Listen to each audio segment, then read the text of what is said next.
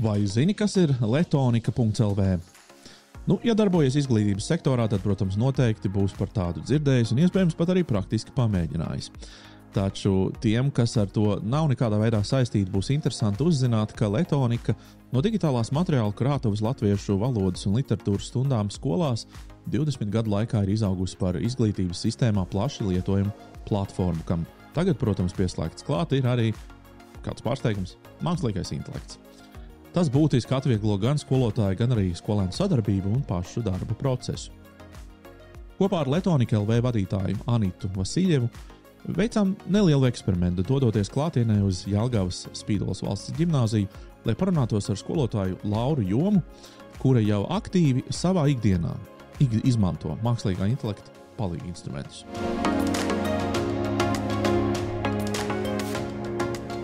Vai nav tā, ka 20 gadus es esmu pieradis pie kaut kā viena, un es kaut ko zinu un saprotu, kas ir letonika, un te pēkšņi letonika ir kaut kas atkal drusku cits un ir kaut kas pamainījies. Cik viegli skolotāji pierod pie tā, ka ir šāda izmaiņa? Zini, kā ir? Es atceros, ka mēs jau daudzus gadus atpakaļ atklājām šo te letonikas lasītavu, kur arī ir grāmatas digitālā formātā. Un arī tajā brīdī, bija, protams, arī tāda šauba, arī no mūsu puses šauba, vai tas ir nepieciešams no skolotāja, vai, teiksim, arī no citu teiksim, cilvēku, kas ir pieraduši lasīt grāmatas drukātā formātā, arī, vai tas aizvietos. Bet mēs redzam, cilvēki joprojām lasa drukātas grāmatas, cilvēki joprojām izmanto dažādas iespējas lasīt, un šis ir tikai tā kā viens kanāls, tikai viena papildus iespēja, un ko skolās, teiksim, ļoti novērtē. Mūsdienās neviens pat nebrīnās par to, ka, teiksim, grāmata ir pieejama digitāli un daudz kas pieejams digitāli. Līdz ar to es domāju, ka arī ir jāsaprot ar šo mākslīgā intelektu, protams, ka tas ir sarežģītāk, jo tas pielietojums ir ārkārtīgi daudzveidīgs un tas skar faktiski jebkādu informācijas iegūšanu, jebkādu, teiksim, mācīšanās paradigmas arī skolēniem un ir skaidrs, ka atsevišķus uzdevumus vienkārši vairs nav jēgas dot. Nav jēgas uzdot skolēniem mājās. Ja vien mēs nepaļaujamies, protams, ka skolēns to izpildīs ļoti godprātīgi un tas droši vien nestrādā. Anita, mēs tūlīt dosimies pie Lauras Jomas uz Jelgavu, un viņa skolēniem māca sociālās zinības, un ko tu gribētu no Lauras uzzināt? Kas ir tas, kas tevi interesē, kad tu runā ar skolotājiem par viņu ikdienu? Mani interesētu, kā skolotājs,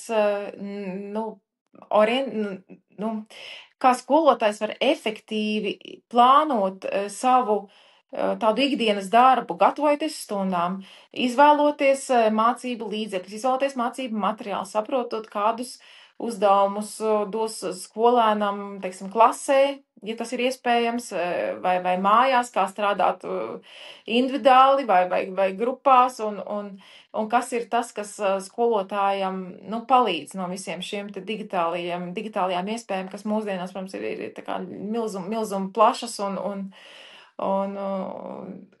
kas ir tas, kas skolotāji redz to, kā gan mākslīgais intelekts vēl jau vairāk, bet arī jau tie rīki, ko ikdienā izmanto, palīdz strukturēt, plānot un veidot šo te mācību darbu. Labi, tad dodamies pie Lauras ciemos un ceram, ka mums labi veiksies. Paldies tev par sarunu. Jā, paldies tev.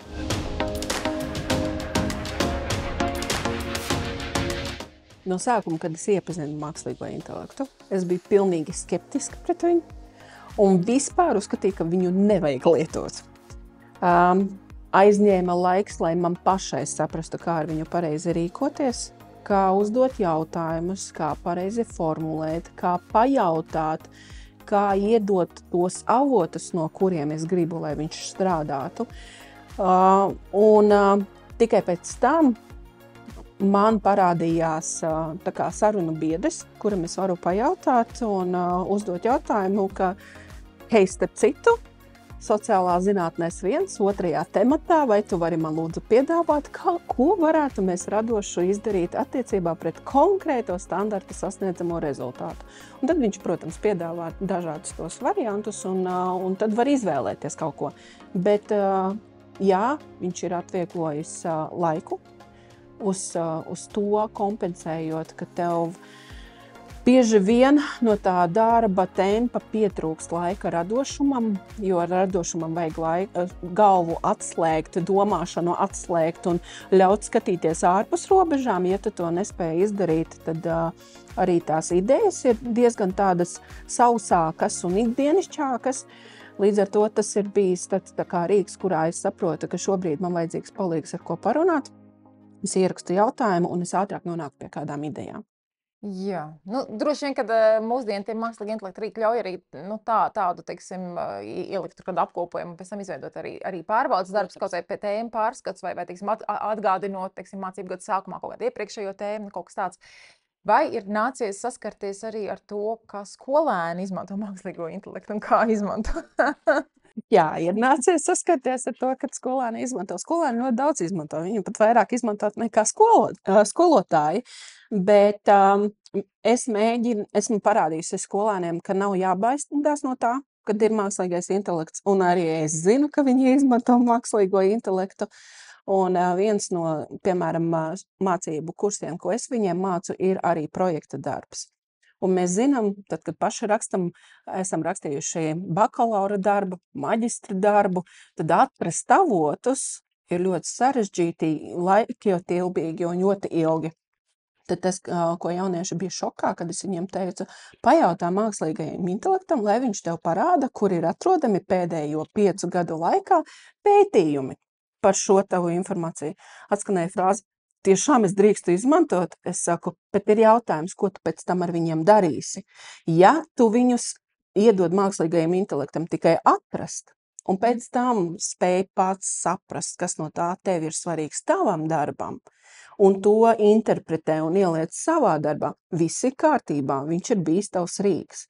Bet ja tu uzdosi viņam izveidot pārskatu, un pats nesapratīsi, kas tur ir ielikts un kā to var pēc tam izmantot, tad viņš ir izdarījis tavā vietā darbu, un tas nozīmē, ka tu pats neesi pastrādājis, kas ir ļoti bīstami. Un šobrīd jaunieši arī tā arī mēģina. Viņi saprot to, ka mākslīgais intelekts var iedot, bet, piemēram, tas pats ChatGPT, ja viņi izmanto, tad pastāv iespēja, ka tas avots ir novecojis, vai saite nedarbojas, vai informācija nav korekta, un ņemot vērā to, viņi arī nepārtraukti pārbauda to informāciju. Jā, informācijas meklēšanai es ļauju jauniešiem izmantot, rādu, kā viņi to var darīt, lai ietaupītu laiku, jo laiks mūsdienās ir ļoti dārgs. Bet arī vienlaicīgi atgādinot par to, ka viņiem kritiski jāvērtē, ko tas mākslīgais intelekts. Jā, tas arī tajos jaunākajos, man liekas, arī gan pētījumos, gan rakstos, kad pirmkārtam jau apmēram 40% atbilžu, ko sniedz šie mākslīgā intelekta rīki, ir nepatiesas, un vēl jau vairāk, es domāju, ka skolēnām tad ir, mēs kā pieaugušie, ja mēs tiksim, pārzinām to jomu, pa kuru mēs jautājam, un tad tas, kā minēja, ir arī darba rīks, tad mēs jau nojaušam, kur tā neprecizitāte varētu būt, un kas būtu tā pārbaudāmā lieta, kamēr skolēnam visdrīzāk tas ir, īpaši tādam jaunākam skolēnam ir diezgan pat sarežģīti saprast, kur tā kļūda varētu būt, un kur būtu jāpārbauda. Tādēļ es domāju, tā pratība strādāt, tā digitālā pratība un tā kritiskā domāšana un tā droša izmantošana ir droši vien vēl jo aktuālāk arī šobrīd. Lūk, jā, droši vien, ka tas mākslīgais intelekts nekur jau nepazudīs, un viņš būs, un man patika man liekas, ka tā bija arī tu stāstīji par to, ka mācoties par kādu tēmu, sasiet to kopā ar kādu citu uzdevumu. Tas, man liekas, ir tas ceļš, kas neļauj izmantot to uzreiz, viens pret vienu, uzreiz paņemt to pirmo rezultātu, ko tu saņem no mākslīgā intelekta un teiksim, uzdot to kā savu, bet ja tev tas ir jākombinē ar kaut ko vēl citu kopā, ar kaut kādiem rīkiem vai kaut kādu to, tad tas uzreiz nozīmē, ka tas, vismaz šobrīd tas ir sarežģītāks uzdevums. Grūti teikt, ko mākslīgais intelekts prasīs pēc, teiksim, pusgada. Lūk, vai tev ir nācies izmēģināt arī Letonikas skolu? Es esmu viņu izmēģinājusi, bet es neesmu ļoti iedziļinājusies, bet man ļoti patika tas seminārs, kurā tas stāstīja par to, kā viņu izmantot, un es esmu dzirdējusi, ka skolotāji arī viņu izmanto. Tā kā man ir prieks, ka ir šāds rīks, ko var izmantot. Jā, Letonikas skolas risinājums, līdzīgi kā lielo valodu modeļa risinājums, spēja arī pielāgoties sarunu biedra gan tādai tam nolūkam, intonācijai, tam mērķim, ko sarunbiedrs ir iedevis, un noteikti, ka spēja arī veidot dažādus šos te radošos uzdevumus, ja vien skolotājs spēja to pietiekami skaidri vai precīzi noformulēt. Tātad noformulēt šo mērķi, noformulēt to mērķa auditoriju, to rezultātu. Arī šeit ir faktiski tam mākslīgajam intelektam arī tāds sava veida sasniedzamais rezultāts ir jānorāda. Kas tad ir tas, ko mēs vēlamies, lai gala rezultātā šis, kāds būtu tas rezultāts, jo kas nav jādara Letonikas skolā, nav specifiski jānorāda šis te konteksts, jo konteksts ir tas, ko skolotājs ir iedevis, līdz ar to nav vairs jāspecificē, cik ļoti precīzi, tieši kādu teiksim, ņemt vērā vai neņemt vērā, un teiksim, lai izvairītos no kontekstuālām kļūdām vai pat, teiksim, tādām neprecizitātēm, bet tas, vai mēs vēlamies izveidot darba lapu vai pārskata materiālu, vai mēs vēlamies izveidot testu, piemēram, 5. klases skolēnām, tur sākot no vieglākiem jautājumiem līdz sarežģītākiem, vai tas būs, nezinu, tur, vēl kaut kāda, domu karta vai vēl kaut kas tāds, tad to spēja mākslīgais intelekts izdarīt, jo spēja saprast šo te nolūku.